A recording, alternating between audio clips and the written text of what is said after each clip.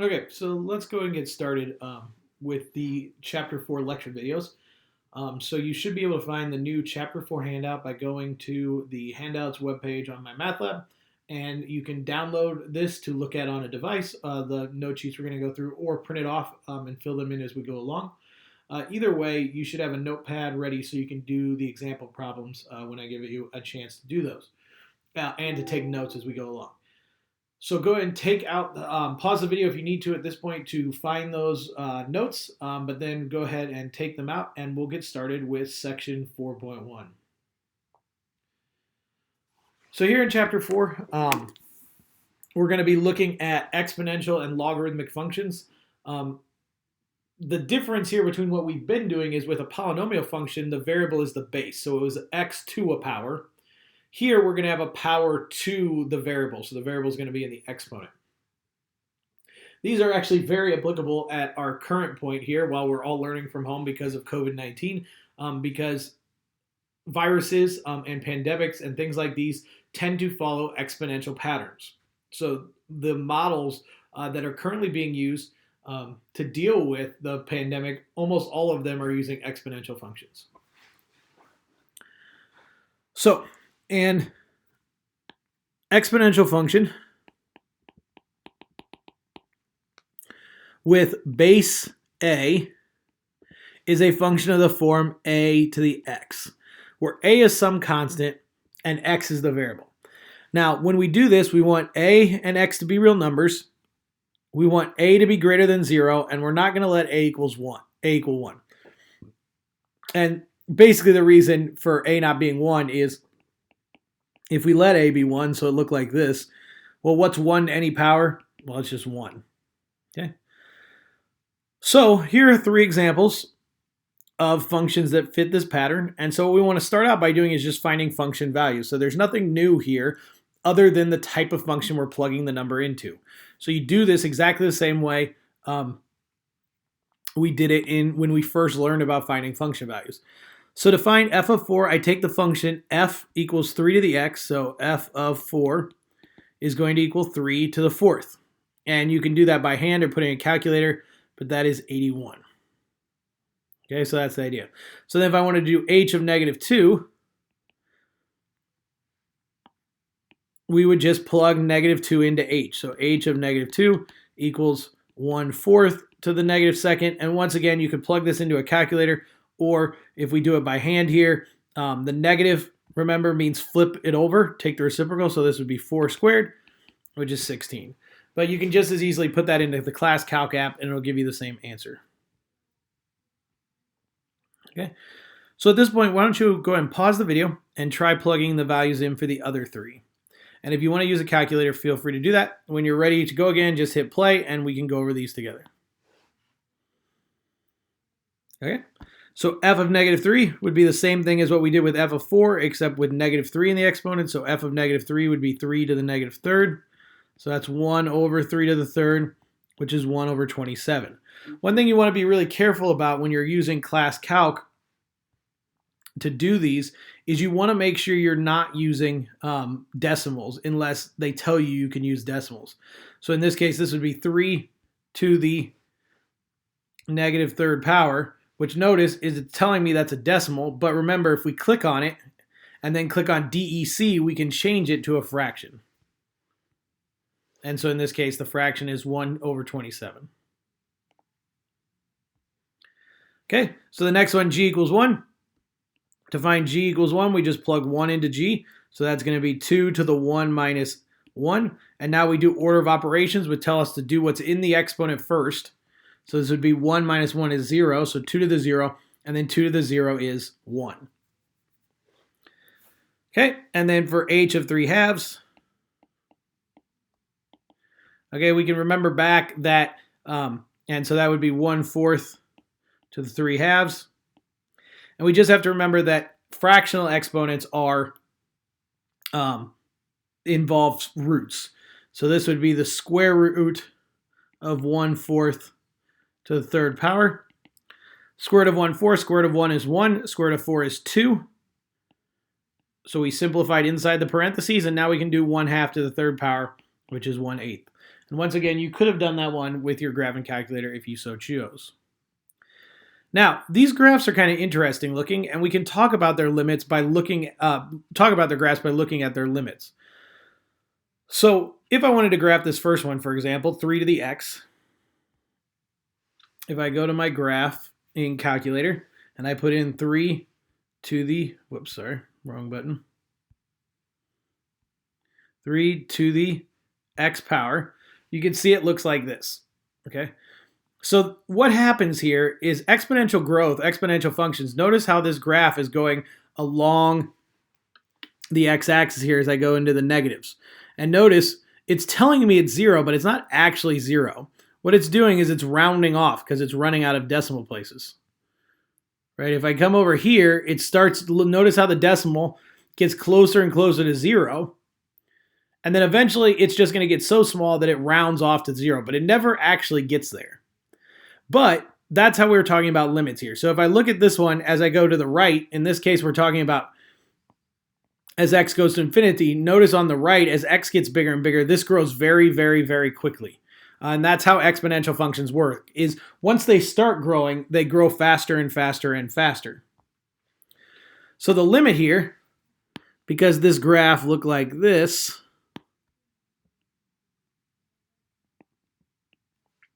the limit as x goes to the right, as x goes to infinity over here on the right, that would be infinity, right? Because this is going up to infinity. If I did the limit the other direction, if I did the limit as x approaches negative infinity of 3 to the x, as we go this way, as we go towards negative infinity,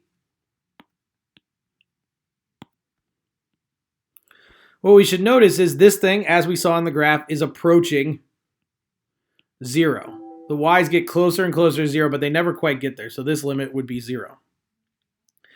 Now there's one really important number that we need to add into our vocabulary as we start talking about exponential functions, and that's the number e, which is Euler's number. Okay, so this is Euler's number. And Euler's number is an irrational number, kind of like pi. We use it so often that it got its own shorthand notation, e, and it's approximately 2.7182818. And it's used in exponential growth and decay functions. So exponential, we'll just call it exponential growth functions for now. And they, like for example, this is continuous growth. So things like virus patterns that we're looking at now, most likely those models involve the number e to a power because it's a number that's important when you're dealing with exponential growth. So if we go to our calculators, we could actually find this e button, this e on your calculator. Notice in my calculator, it's right next to the number 1 under pi. So to get it, I'm just going to hold down on pi. Notice there it pops up and you get the decimal. And then I can raise it to the x power. And now notice that these two graphs are very similar, which we would kind of expect, right? Because e is 2.71, so they're pretty close together. But notice that e, the bottom graph here, is growing slightly slower than 3 to the x was because the base is slightly smaller. So the graph of this one would look almost identical to the one above it.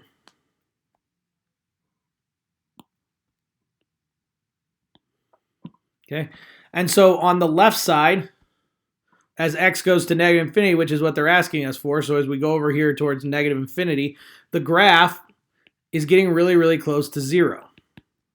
Okay, but if we go the other way, if I did the limit as x goes to infinity of e to the x, notice as we go to the right, the graph goes up forever.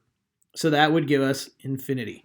So depending on which side of an exponential function you're looking at, your answer will be either infinity or 0. Okay, so why don't at this point you guys pause the video and go ahead and do both. I'm going to go ahead and add a couple problems here. So let's do these in both directions just like we did the first two. So we'll do the limit as x approaches negative infinity. We'll add that in. And I'm also going to add in the limit as x approaches infinity of 2 to the x. So at this point, go ahead and pause the video, graph these two functions, and see what you think those limits are. Okay, so now that you've given these a try, let's go ahead and graph them together here. So if I graph 1 divided by 3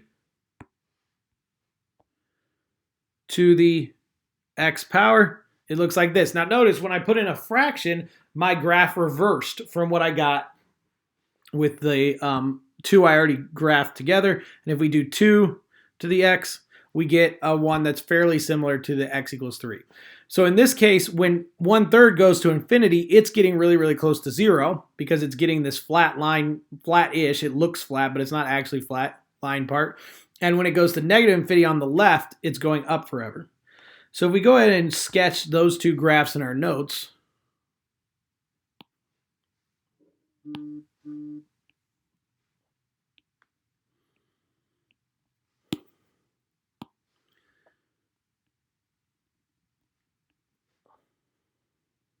okay, so they look something like that, quick sketches. We'll notice that as x goes to infinity here, that's this side, right, which is getting closer and closer to 0, and x goes to negative infinity, that's this left-hand side, so that would be positive infinity.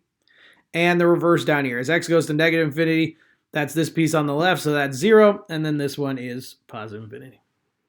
So that's what these graphs look like and how their limits work. So on one side of an exponential function, on one side of the exponential function, the graph will approach 0, will approach this asymptote, and on the other side, it will approach infinity. Now, if we were to move the graph around a little bit, that would change where that asymptote is. So like, for example, if I go into this function here, the 2 to the x, and let's say I add a 4 here. So if we remember back to chapter 2, that translated the graph up. And so now, instead of the graph approaching 0, notice what number it's approaching. If I come over here and I click on the graph, it's getting closer and closer to 4. And our calculator tells us that it's actually 4, but remember, it's just rounding that answer off. So it's not actually 4, but it gets really, really close to 4, so its limit would be 4. So that's what would change from these examples if you move the graph up or down. Okay. Now, one of the really important things we want to be able to do with exponential functions is we want to be able to solve equations involving exponential functions. So there's several ways to do that, most of which involve talking about logarithms, which is in the next section, so we can't do that yet, but there is one way to solve some exponential equations right now, which is called the one-to-one property. So the one-to-one property for exponential functions says if a to the x of 1 equals a to the x of 2, then x of 1 equals x of 2. So basically that's saying is if I can write two exponential expressions with the same base, then their exponents have to equal each other. So like, for example, in this first one, f of x, 5 to the x equals 1. What I'm trying to do is there a way to write 1 as 5 to a power, right? So what number, 5 to what number equals 1? And well, the answer to that is 0. 5 to the 0 equals 1. So that means that this equation is the same thing as 5 to the x equals 5 to the 0, right? I replace the 1 with 5 to the 0. And now I can use the one-to-one property, which says if they have the same base, their exponents have to be equal. So x has to equal 0. Okay, so that's the idea. So in this second one, we could do the exact same thing. I could write, the goal is to write the one without an exponent as 2/3 to a power. And so the thing to notice here is 4 is 2 squared and 9 is 3 squared. So I definitely want to square this, but then it would be upside down, right? If I square it, it would be 4 over 9. Well, the way we flip over something using exponents is to make it a negative. So 9/4 is 2/3 to the negative second. So that means we can say 2/3 to the x equals 2/3 to the negative second. And now we can use the square root property, not the square root property, the one-to-one property, to say that the exponents are equal, so x equals -2. So if you're dealing with fractions and they're upside down from one another, you use the negative to flip it over. And then the third one here, if we try to do the same idea, we want to write 2 as 8 to a power. Well, one of the things we know about that is about 2 and 8 is that 2 is the cube root of 8. And how do we write cube roots in exponents? Using fractions. So that would be the 1 over 3. So this gives us that 8 to the x equals 8 to the 1 over 3, which means x equals 1/3. Okay, so that's the idea. So why don't you all pause the video for a moment and try solving these other 3.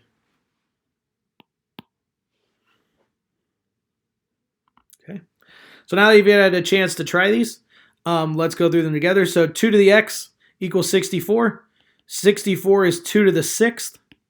So that means 2 to the x equals 2 to the 6th. And that gives us that x equals 6. The next one, 2 to the x equals 1/8. Well, 1/8 is, we know that 2 to the 3rd is 8. And so the 1/8 would just be 2 to the negative 3rd. So that means x equals -3. And for this last one, we know that 3 is the square root of 9. So that means 9 to the x equals 9 to the 1/2. So that means x equals 1/2. Okay. So that's the idea of how we can use the one-to-one property to solve equations. Now, we can also use this idea to find function values. So one of the things we've already talked about is how to plug function values into the function. But one of the other things we can do with functions is we can say, if my output is a number, what number do I have to plug in to get that? And that's what's going on here. So if f of x is 32, what does x have to be? Well, we just replace f of x with its expression 2 to the x. And then we can use the steps we did on the last page to solve these. So I rewrite 32 as 2 to a power. 32 is 2 to the 5th, so that means x has to be 5. Okay, so that's the idea. So let's try another one. So the next one says g of x equals 1. So we replace g of x with 1/3 x. So that would be equals 1. Well, how do you get, so then we need to write 1 as 1/3 to a power. Well, any number to the 0 power is 1, so that means x is going to be 0. This third one, we just keep going, so h of x is 10 to the x equals 0.1. 0.1 as a fraction is 1 over 10. So that's 10 to the x equals 10 to the negative first, right? It's 10 to the first power is 10, but it's we need to take its reciprocal. And so x equals -1. And then the last one, e to the x equals e. Well, one of the things we've talked about before is that when you don't have an exponent written, that means the exponent is 1. So in this case, x would be 1. Okay, so go ahead and pause the video for a moment and try these other 4 here.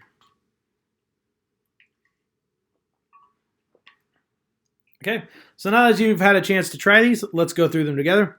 So this first one would be 2 to the x equals 1/2.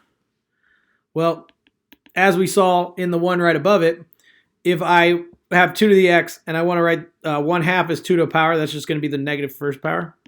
So that'd be x equals -1. In the second one, we get 1/3 to the x equals 1/9.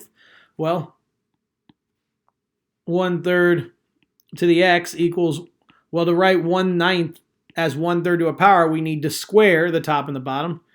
So x equals 2, right? Because 1 squared is 1, 3 squared is 9. So 1 over 9 and 1/3 squared are the same. For the second to last one, 10 to the x equals 10/5. So x has to be 5. And for the last one, e to the x equals 1. Well, one of the things we said earlier is any number to the 0 power is 1. So e to the 0 would be 1. So x has to equal 0. Okay, so that's how we can solve some exponential equations using the one-to-one property. And as I said, later on we're going to talk about logarithms in the next section, and logarithms are going to make it a little bit easier to solve exponential equations. So one of the big things in this section, and like I said, this is there are a lot of applications with this happening now, but is applications with this. Is talking about applications of exponential functions. So you see applications of exponential functions in banking, in business. You see them in chemistry and in physics and other sciences. And obviously you see them in math. And you even see them in the social sciences, such as population growth. So let's go ahead and look at a few examples of this. So first type of problem they can give you is just a problem where they give you the function and they're just asking you to plug numbers into it. And that's all they're doing here. So they're saying the function p equals 2.4 times e to the 0.03 t models the size of the population of a small country where p is in millions of people in the year 2000 plus t. Okay? So all we have to do is figure out what t is and plug it into the function. So what is the population in 2000? Well, basically what we want to do is we want to take this expression here and set it equal to whatever year we're in. So this would be 2000 plus t equals 2000. So in this case, t would be 0. So we're just going to plug that in to our expression. So then, and simplify. So 0.0003 times 0 is 0. Anything to the 0 power is 1. So in this case, we just get 2.4 million people is the population in the year 2000. Okay, and that's all there really is to these. And because we have calculators, we can use them to make our lives even simpler. So in the next one, 2000, they want to know what's the population in the year 2020 going to be in 2020. So if we solve this, subtract 2000 from both sides, and we get t equals 20. So now we're going to plug 20 into the function. Okay. And to do that, just plug in your calculator. This is a time when decimal answers are going to be perfectly fine for doing this kind of thing.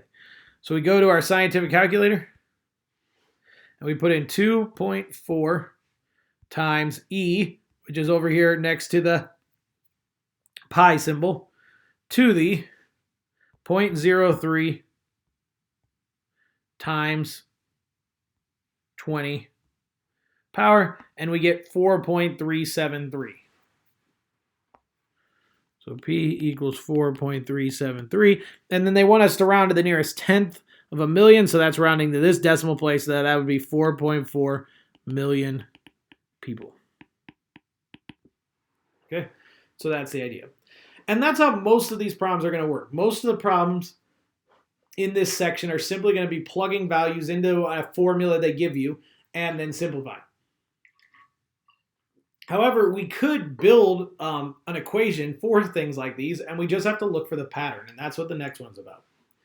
So next one says the cost of a parking ticket on campus is $15 for the first offense. Given that the cost doubles for each additional offense, write a formula for the cost C as a function of the number of tickets N. Okay, so we've got cost, we've got number of tickets N.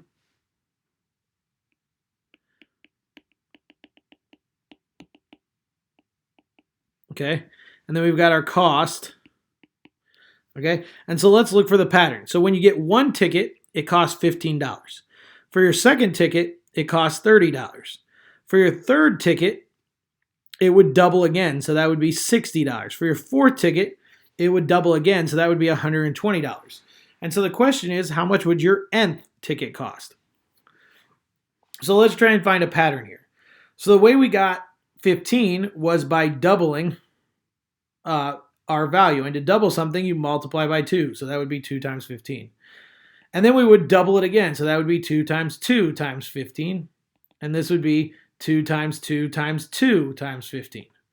So notice we're increasing the number of times we multiply 2. So it's going to be 2 to some 15 times 2 to some power.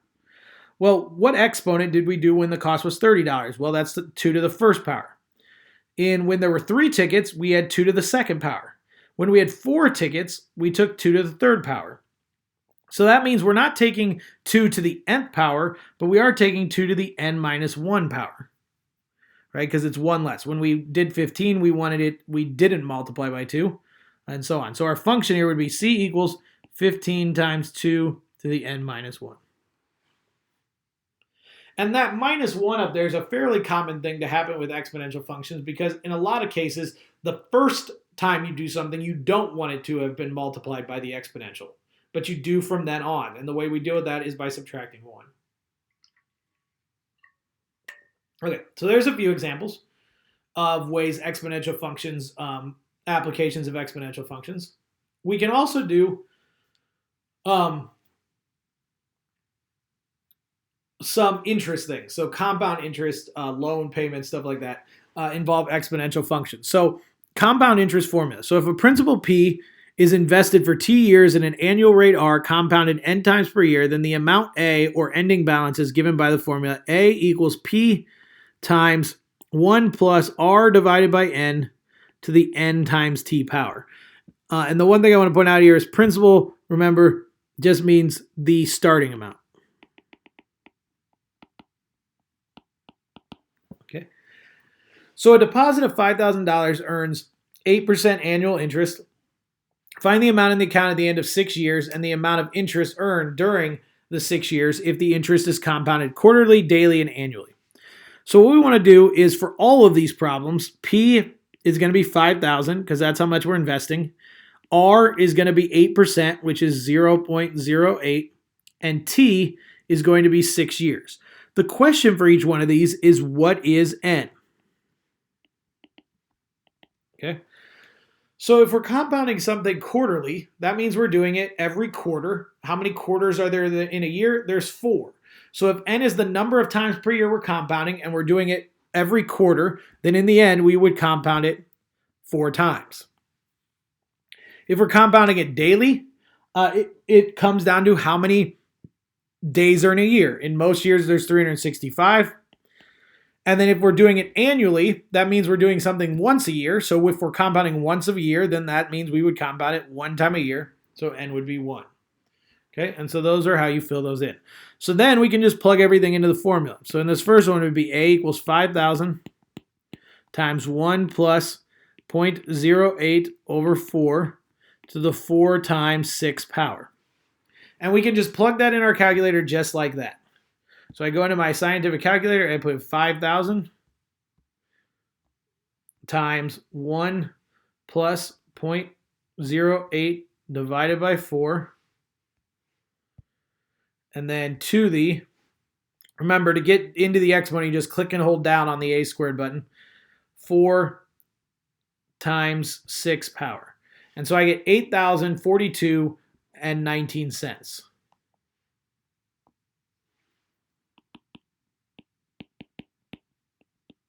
Okay. So that's the first part. It asks, what is the ending amount? The other part is, what is the interest amount? Well, interest is simply how much you started, how much you end with minus how much you started with. So in this case, it would be our interest would just be $8,042.19 minus 5,000, which is $3,042.19. Okay, and so that's all there are for these 3 problems. So all that's going to change for these is our N. So the second one would be A equals 5,000 times 1 plus 0.08 over 365 to the 4 times 365 power. And the last, sorry, not 4 times 365, N times T, so 365 times 6. And the last one would be A equals 5,000 times 1 plus 0.08 over 1 to the 1 times 6 power. So really briefly, go ahead and pause the video, plug these in your calculator and see what you get, and then go ahead and also calculate the amount of interest. And then when you're ready, go ahead and hit play, and we'll go over them. Okay, now that you've all had a chance to try these, let's go ahead and look at them in the calculator. And one of the nice things about this class calc app is if I want, here's my previous problem. If I double click tap on that number, it'll bring down the same problem. And since I'm just putting in different ends, I can just use the same problem each time. So if I put in 365, where the X went, I get $8,079.95.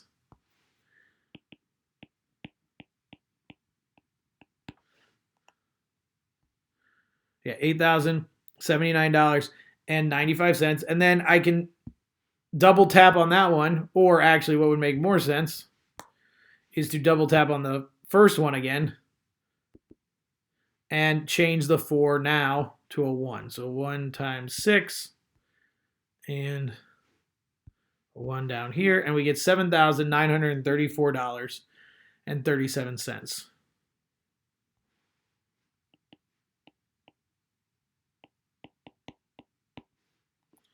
Let me just double check I wrote that down right. Yep. Okay, so that's how you do the ending amounts. And then to do the interest, you just take the ending amount minus the principal. So in the first case, it's $3,079.95. And then for the second one, be $7,934.37 minus 5,000, which is $2,934.37. And so what do you notice about the amount of interest as the amount of times you compound goes up? Well, what you should notice is that it increases, right? So the more often you compound something, the more interest you will earn, or the more interest you'll owe if it's a loan. Okay, so that's the idea. So that's regular compound interest. Now, one idea that can be used in financial math, but mostly gets used in science, is the idea of continually compounding something. So if the formula for continually compounded interest is A equals P times E to the RT. Okay, so we're using this Euler's number that we talked about earlier. So if we did exactly the same problem before, so we've got an annual rate of $8,000, a principal of $5,000, and a T of 6 years. Notice there is no N because I'm compounding continuously. So this one would be A equals 5,000 times E to the 0.08 times 6. Okay, and we can easily put that in our calculator.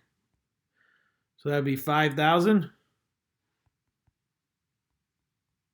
times E to the 0.08 times 6. And we get $8,080.37. Which notice is a little bit larger than the one that was compounded daily on the previous page. Now, if we want to change the time, one of the things we want to make sure we know how to do is, well, what if I put something into a bank for a fractional amount of time? Instead of years, I put it in for 5 years, 4 months, and 22 days, right? We very rarely take something out exactly like 6 years to the day of when we put it in. Well, that's how do I write this in years? Well, 5 years, 4 months, and 22 days simply means I need to convert each one of these into years. So this would be the same thing as 5 years. So 5 plus 4 out of 12 months. So that's 4/12 of a year, plus 22 out of 365 days. So if you wanted to write 5 years, 4 months, and 22 days as a year in years, that would be 5 plus 4/12 of a year plus 22 365ths of a year. And then I can just plug this into my formula. So this would be A equals 5,000 times E to the 0.08 times 5 plus 4/12 plus 22 365ths. And if you wanted to, you could reduce some of these fractions, but that's not necessary here.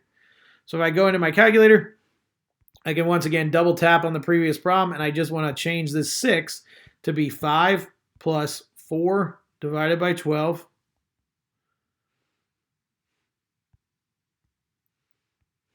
plus 22 divided by 365. And so in that case, we get $7,697.74.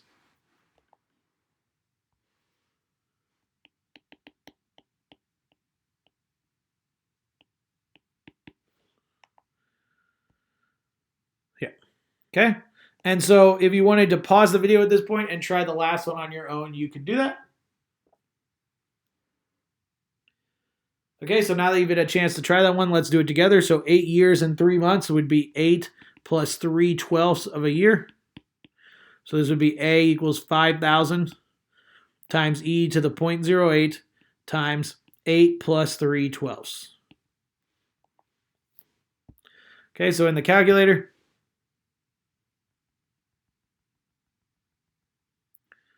8 plus 3 divided by 12.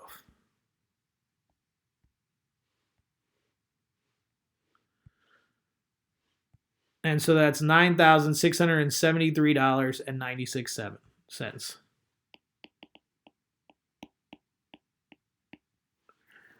Okay. And so that's how we could use exponential, these compound interest formulas. Okay, now in these problems, what we did is we found